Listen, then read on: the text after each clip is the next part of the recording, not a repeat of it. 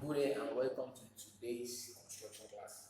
For today, we'll be looking into the construction of a cylinder. Yeah, the development of a cylinder. Right. So this is the question right here. So the cylinder of diameter 50 mm. Yeah, a cylinder of diameter 50 mm with the height of what?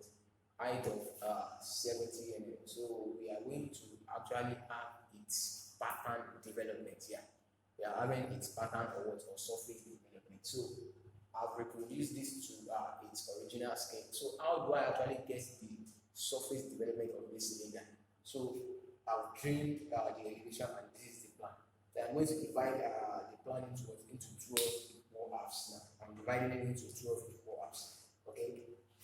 So picking there is an example from this point, bottom, top, and 7 cardinal points, right and what and left.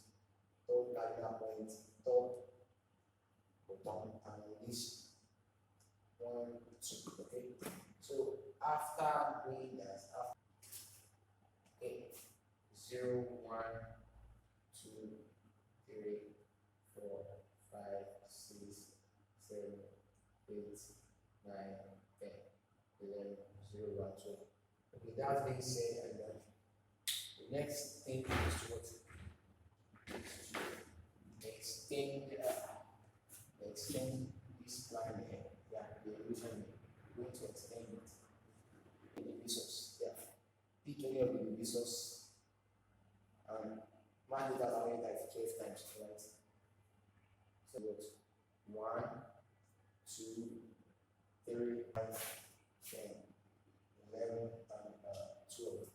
Okay, so that's about that. But as it is now, just need to what? Project it upward. Yeah. You are using a T-square and your set square to actually project the line upward. Okay, so the whole of